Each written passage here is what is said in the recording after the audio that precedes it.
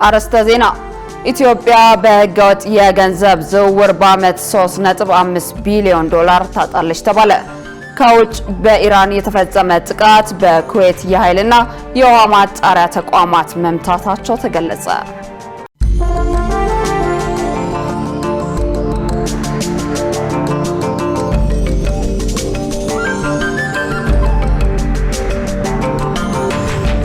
ጤና ይስጥልን ክቡራን ተመልካቾቻችን፣ ከኢሳት ነጻ ሚዲያ የሰዓቱን ዜና ይዘን ቀርበናል። ከዘገባዎቹ ጋር ትዕግስት ተስፋዬ ነኝ። አብራችሁን ነው።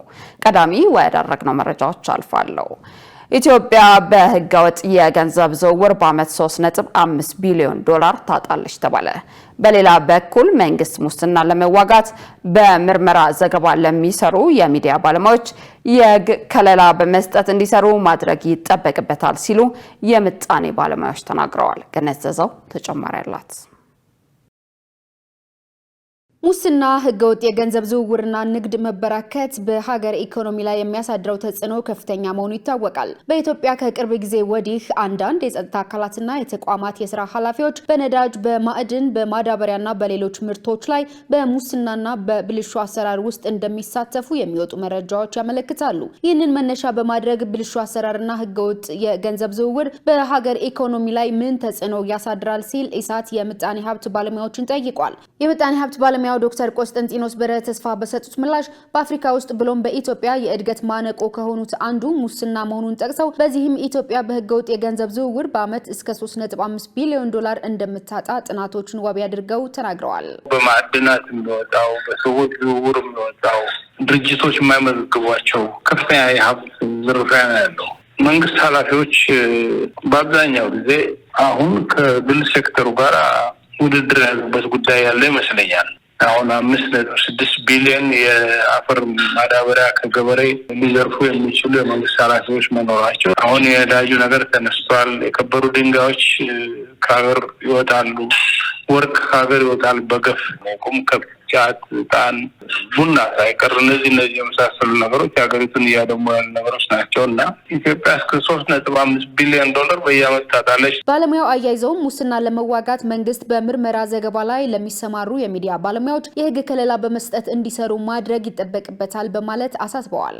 አሁን ነዳጅ የከተማ ኮንትሮባንድ ነው የሚሸጡት ያውቃል። ግን እነማን ናቸው ይሄን የሚሸጡት? እነማን ናቸው ኃላፊዎቹ ይህን ፈቃድ የሚሰጡት የሚለው ጥያቄ መልስ አላገኘም። ይህንን መልስ ለማግኘት ኢንቨስቲጌቲቭ ሚዲያ እና የሲቪል ማህበረሰብ ድርጅቶች እንደዚህ አይነት ጉዳይ እነዚህ ጉዳዩን የሚፈጽሙት ወንጀሉን የሚፈጽሙ ሰዎች በህብረተሰቡ ውስጥ የሚኖሩ ናቸው። ህብረተሰቡ ያውቃቸዋል። ስለዚህ የሲቪል ማህበራት በዚህ በጸረ ሙስና ላይ ጠንካራ ስራ ሊሰሩ የሚችሉ መንግስት ራሱ በጀት እየሰጠ እየደጎመ ሊያሰራቸው የሚገባ ለመንግስት መረጃ ማስረጃ ማቅረብ የሚችሉ ለህዝብ ደግሞ ኢንፎርሜሽን ማቅረብ የሚችሉ ናቸው እና ሀገራችን ውስጥ ግን በአብዛኛው እንደዚህ አይነት ነገር የሚሰሩ ሰዎች መንግስትም በጥሩ አይን ስለማያቸው ሁሉም እየፈራ ዝም ይላል።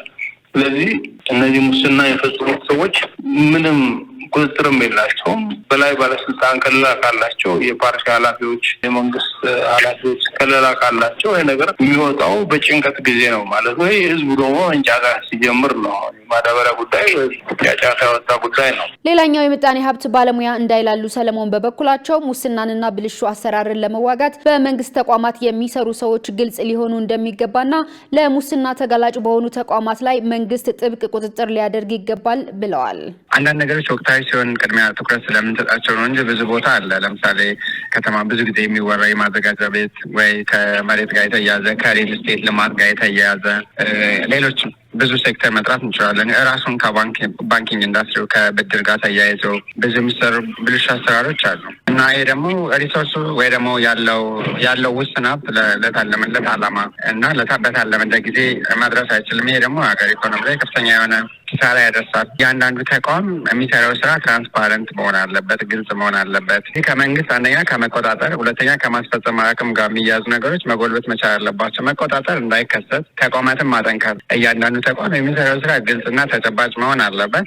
በጣም ተከታታይ የሆነ ኢንስፔክሽን ያስፈልጋል። በደንብ ኢንስፔክት ማድረግ፣ በተለይ እንደዚህ አይነት በጣም ሴንሲቲቭ የሆኑ ተቋማትን ሲገኙ ደግሞ በጣም ወጥ የሆነ እና የማያዳግም እርምጃ መውሰድ አስፈላጊ ነው። ካልሆነ በስተቀር እዛው ሰርክል ውስጥ ነው የምንኖረው ማለት ነው። በሶማሊያ የተፈጠረው ፖለቲካዊ ውጥረት የአፍሪካ ህብረትና ኢጋድ ሚናቸውን ባለመወጣታቸው የመጣ ነው ተባለ። በሌላ በኩል ውጥረቱ የቀጠናውን ችግር ከማባባስ ባለፈ ስጋት የሚፈጥር በመሆኑ በኢትዮጵያና በሶማሊያ ድንበር አቅራቢያ ያለውን ጥበቃ ማጠንከር ወሳኝ ነው ሲሉ የዓለም አቀፍ ግንኙነት ባለሙያዎች ለኢሳት ተናግረዋል። የዚህ ዜና ዝርዝር እንደሚከተለው ይቀርባል።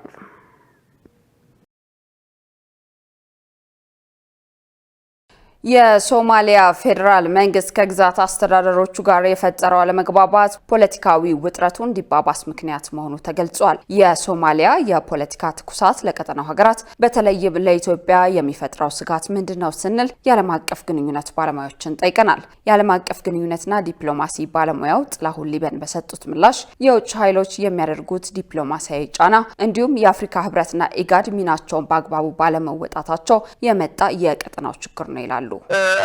ፌዴራል መንግስቱ ጋርና አንዳንድ ራሳቸውን ሀገር አድርገው የሚቆጥሩ ሶማሊያን ጨምሮ ሳውዝ ዌስትን ማለት ነው እንደዚህ አይነት ችግር ውስጥ የገቡት የውጭ ኃይሎች በሚሰጧቸው የዲፕሎማሲ ጫና ወይም ጣልቃ ገብነት ነው። እንደሚታወቀው እንደ ሶማሊያ ብቻ ሳይሆን እንደ አጠቃላይ እንደ ቀጠናው ያለው የእርስ በርስ ጦርነት መነሻውም የውጭ ኃይሎች የራሳቸውን ብሔራዊ ጥቅም ለማስከበር በሚያደርጉት ጣልቃ ገብነትና እንደ አፍሪካ ደግሞ የአፍሪካ ህብረት ኢጋድን ጨምሮ ሚናቸውን ባለመጫወት የመጣ ተላላኪነት መንፈስ ስላለባቸው መሪዎችን ጨምሮ ተቋማቱን የምዕራባውያኖችን የአሜሪካን የሌሎችንም ሀገር በተለይም ደግሞ የመካከለኛው ምስራቅ ሀገርን ጣልቃ ገብነትን መቋቋም አልቻሉም። አክለውም ይህ ውጥረት አልሸባብን ጨምሮ ሌሎች የሽብር ቡድኖች ወደ ኢትዮጵያ እንዲገቡ ትልቅ አጋጣሚ የሚፈጥር በመሆኑ የሶማሊያና የኢትዮጵያ ድንበር ከባቢን ጥበቃ ከምንጊዜም በላይ ማጠናከር ወሳኝ ነው ብለዋል። የኢትዮጵያ ችግር የሶማሊያ ችግር ነው። የሶማሊያ ችግር የኢትዮጵያ ችግር ነው። አጠቃላይ እንደቀጣ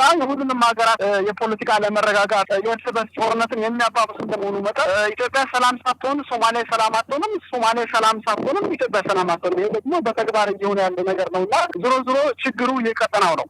በዋናነት አልሸባብና ሌሎች አሸባሪ ኃይሎች የሚፈነጩት ወይም ዋና ምሽጋቸው ሶማሊያ ነው። ሶማሊያ ውስጥ የተረጋጋ ሀገረ መንግስት ያለመኖር ወይም የእርስ በርስ ጦርነት መኖር ቀጥታ እነዚህ አሸባሪ ኃይሎች ወደ ኢትዮጵያ ለመግባት ትልቅ አጋጣሚ ስለሚፈጥርላቸው እንደ ሀገር በሁለቱ ሀገሮች አማካይ ድንበር አካባቢ ያለው ጥበቃ ከመቼውም ጊዜ በላይ መጨመር አለበት። ሌላኛው የዓለም አቀፍ ግንኙነት ባለሙያ ደያሞ ዳሌ በበኩላቸው ውጥረቱ የኢትዮጵያንና የኬንያን ብሔራዊ ጥቅም የሚነካ በመሆኑ ሀገራቱ ያላቸውን ወታደራዊ ኃይል ተጠቅመው የአካባቢውን ሰላም ለማስጠበቅ በጋራ መስራት አለባቸው ብለዋል።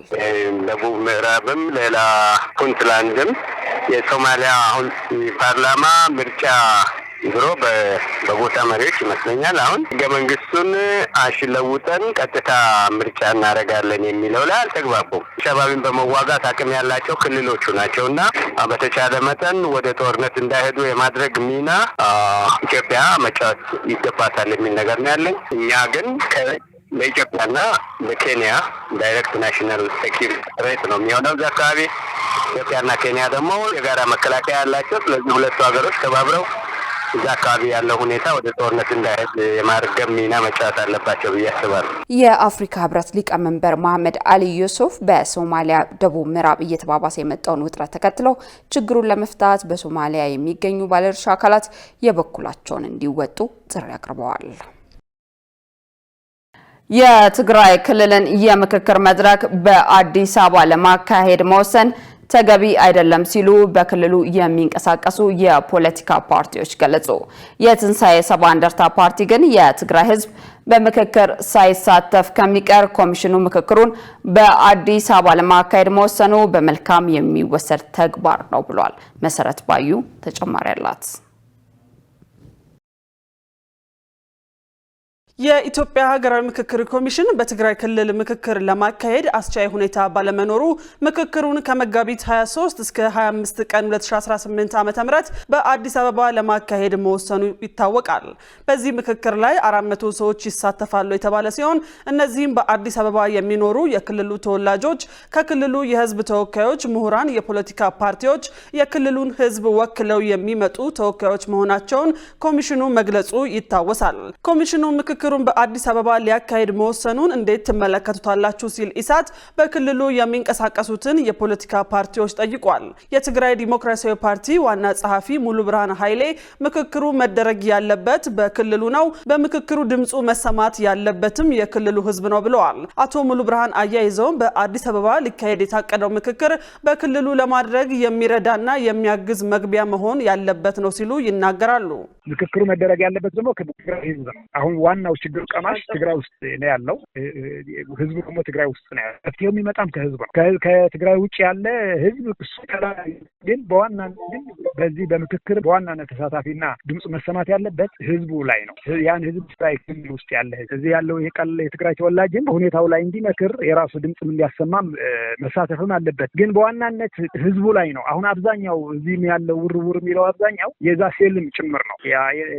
ያን ስርዓት ለመመለስ የሚደረግ ብዙ ነገሮች ነው ያሉት። ስለዚህ ያን በቂ አይደለም። አጋዥ ሊሆን ይችላል፣ መሳተፍ አለበት። ሀሳብ አለኝ የሚለው ሀሳብ ማቅረብ ይችላል። ግን በዋናነት ግን ዋናው እንደ ህዝብ ፖለቲካው መፍትሄ ነው የሚያስፈልገንኛ። ይሄ ፖለቲካው መፍትሄም ምክክርም እርቅም ደግሞ ከህዝቡ ላይ ነው የሚሰራ። ዋናው ህዝቡ መሳተፍ አለበት። የትግራይ ህዝብ በርካታ ጥያቄዎች አሉት ያሉት የባይቶና አባይ ትግራይ ፓርቲ የፖለቲካ ጉዳዮች ኃላፊ ረዛኖም ኃይለስላሴ ቅድሚያ መፈታት ያሉባቸውን ጉዳዮች ፈቶ ምክክሩን በክልሉ ማድረግ ይገባል ሲሉ ያስረዳሉ። ይሄንን አዲስ አበባ የሚደረገው ምክክር ኮሚሽን እኔ እንጃ ውጤታማ ይሆናል ብዬ አልገምትም። ምክንያቱም ተገቢም አይደለም። ትግራይ መጥቶ ወይም ደግሞ መቀሌ ከተማ ላይ መደረግ ያለበት አዲስ አበባ ወስደህ ይሄንን አጀንዳ ለሌላ እንዲሆን ነው እንጂ ለሌላ ዓላማ ሊሆን ይሆናል ብዬ ነው እንጂ ይሄንን ተገቢ ነው ብዬ አልገምትም ነው ማለት ነው። ከሆነ ደግሞ የትግራይ ጉዳይ ናሽናል ኢሹ ነው። ስለዚህ የትግራይ ጉዳይ ትግራይ ነው መደረግ ያለበት። ውይይቱ፣ ንግግሩ፣ መግባባቱ፣ ናሽናል ዲያሎጉ ትግራይ ውስጥ መሆን አለበት። የትንሳኤን ሰባ እንደርታ ፓርቲ ሊቀመንበር ከበደ አሰፋ በሰጡት አስተያየት ኮሚሽኑ ምክክሩን በክልሉ ለማካሄድ ጥረት ሲያደርግ መቆየቱን አስታውሰው ይህ ባለመሳካቱ በአዲስ አበባ ለማካሄድ መወሰኑ በበጎ የምንመለከተው ነው ብለዋል።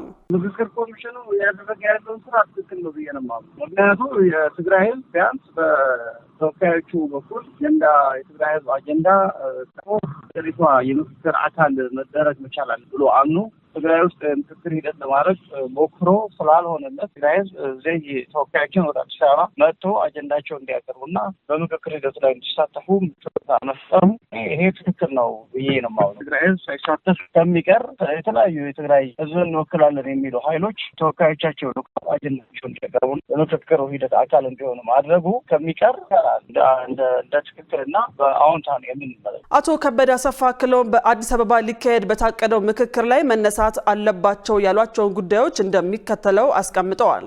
ትግራይ አካል መሆኗን የሚያምኑ ተጋሩ ኢትዮጵያውያን በሚኖረው የምክክር ሂደት ሊሳተፉ የትግራይ ሊባሉ የሚችሉ አጀንዳዎችን አቅርበው ሊመክሩ ይገባቸዋል። ይሄ ደግሞ ኃላፊነታቸውን ሊወጡ ይገባቸዋል የሚል እምነት ነው። ስለዚህ እነዚህ ትግራይን ከኢትዮጵያ በሁሉም ነገር ነጥሎ የማቆየት ሴራ አካል መሆን የለባቸው። ሌሎቹ በእቅድ ነው በዓላማ ነው እንደዛ የሚያደርጉት። እነዚህ ተጋሩ ኢትዮጵያውያን ግን የነዚህ የጸረ ኢትዮጵያ ኃይሎችና የትግራይ ህዝብን በኢትዮጵያ ለመነጠል አቅደው የተለያዩ ስራዎች እየሰሩ ያሉ ኃይሎች መጠቀሚያ መሆን ስለሌለብን በዚህ የምክክር ሂደት አጀንዳዎቻቸው ሊያቀርቡና የትግራይ ህዝብ ድምጽ እንዲሆኑ ነው በዚህ አጋጣሚ ማሳስበው።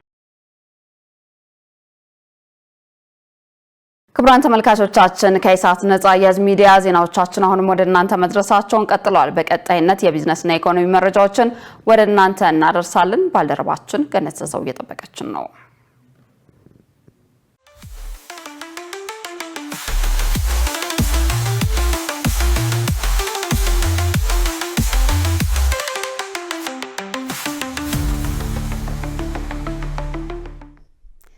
ሰላም ጤና ይስጥልን ተመልካቾቻችን፣ ከኢሳት ነጻ የህዝብ ሚዲያ ለዕለቱ ያዘጋጀናቸውን የቢዝነስና የኢኮኖሚ መረጃዎችን ወደ እናንተ እናቀርባለን። ከዘገባዎቹ ጋር ገነት ዘዘው ነኝ። አብራችሁን ቆዩ።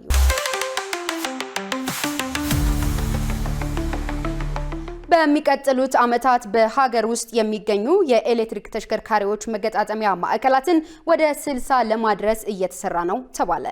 የትራንስፖርትና ሎጂስቲክስ ሚኒስትር ዴታ በርሆ ሐሰን እንዳሉት ከነዳጅ ጥገኝነት ጋር ተያይዞ እየመጡ ካሉ ፈተናዎች ለማምለጥ የዘርፉን የኤሌክትሪክ ኃይል ተጠቃሚነት ለማሳደግ በትኩረት እየተሰራ ነው ብለዋል።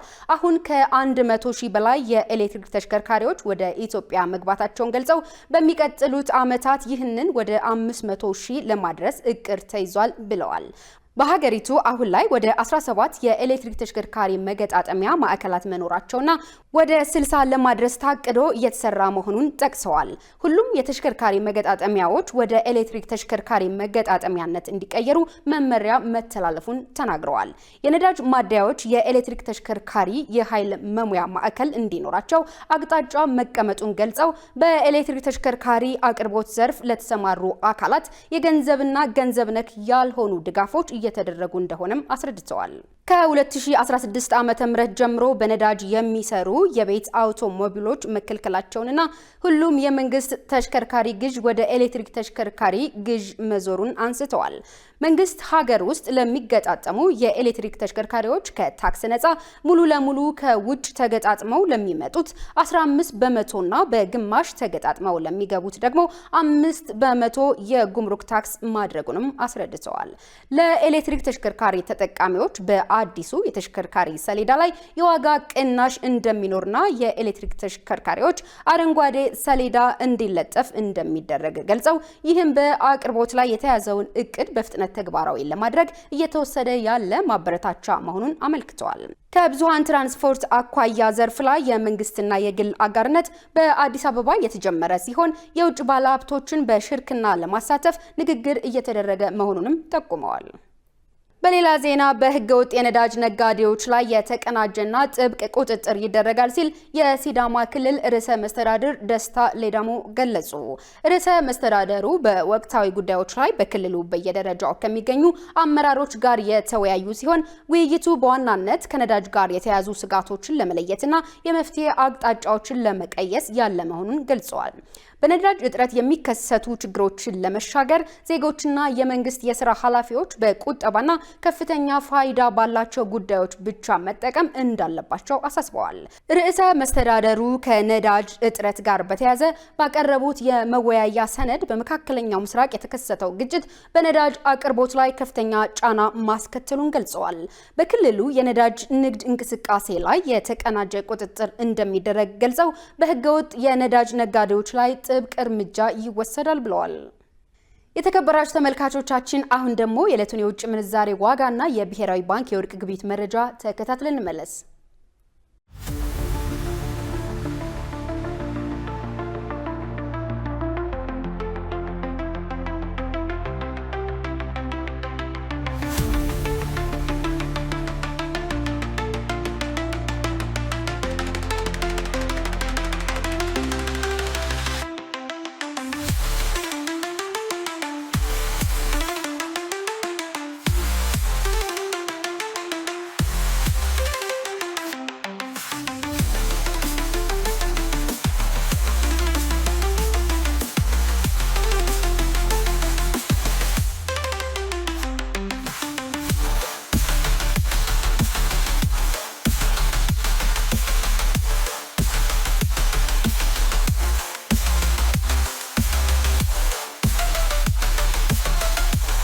የተከበራችሁ ተመልካቾቻችን ለዕለቱ ያዝናቸው የቢዝነስና የኢኮኖሚ መረጃዎችን ይመስላሉ። ወደ ቀጣይ ዜና ላሳልፋችሁ።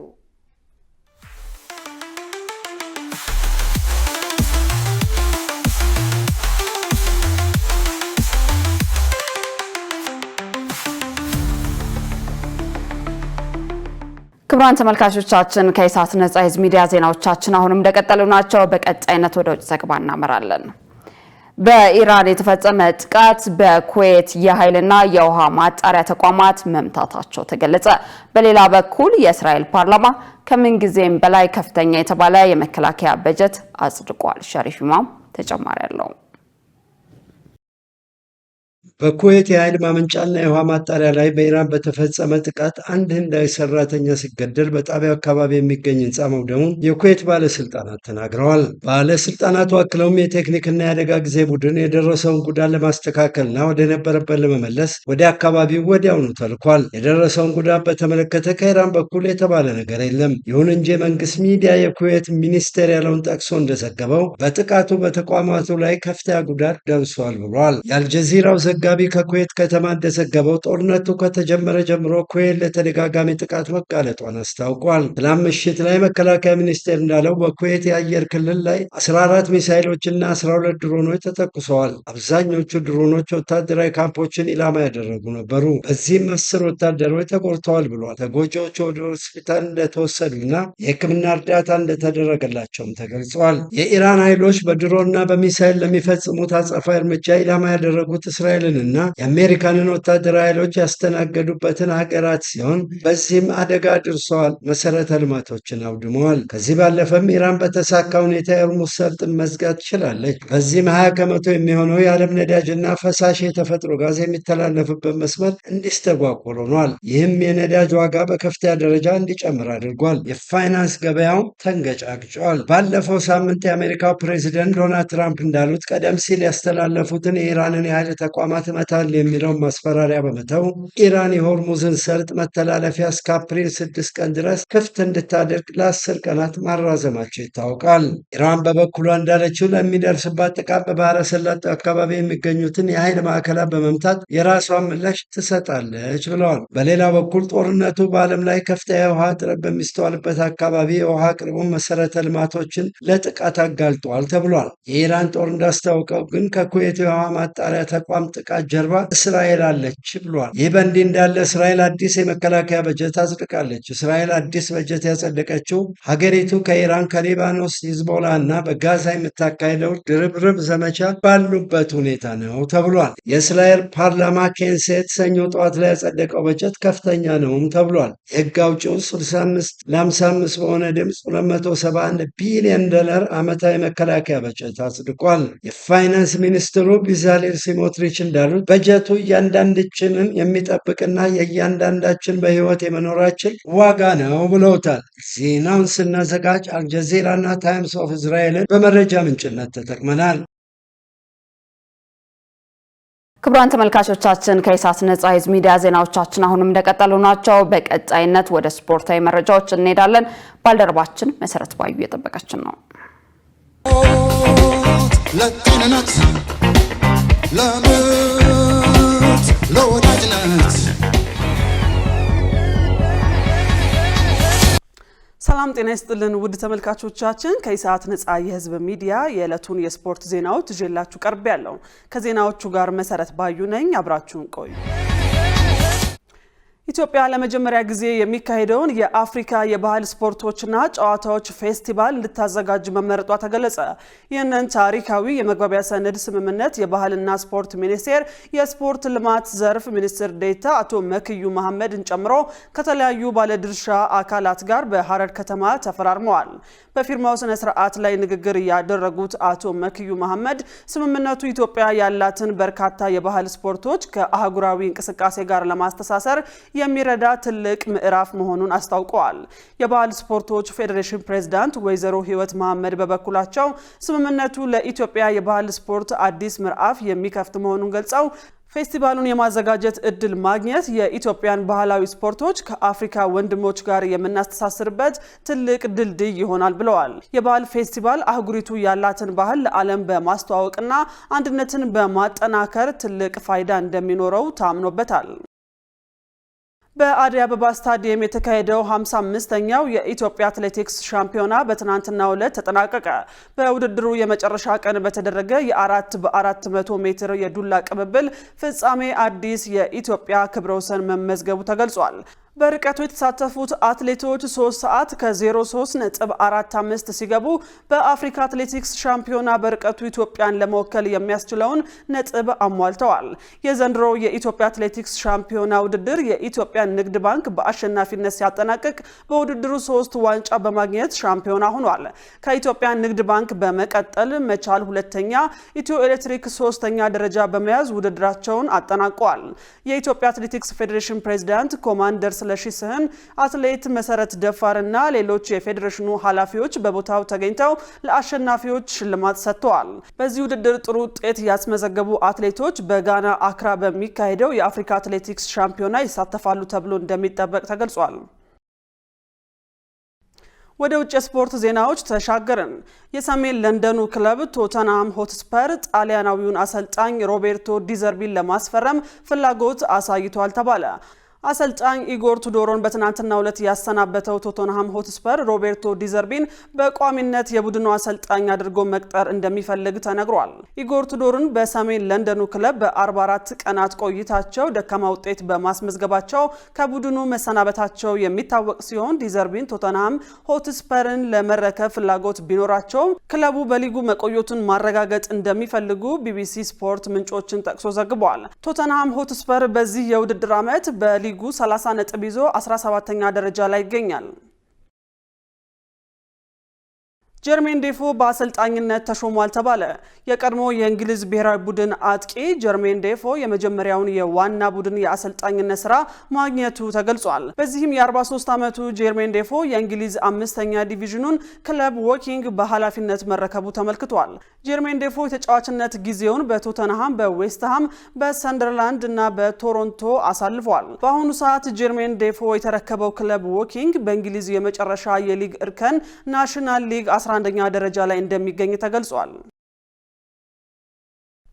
ውድ ተመልካቾቻችን ለሰዓቱ ያዝናቸው የስፖርት ዜናዎች በዚሁ ተጠናቀዋል። ከዜናዎቹ ጋር አብሬያችሁ የቆየሁት መሰረት ባዩ ነበርኩ። ለጤንነት ለምርት ለወዳጅነት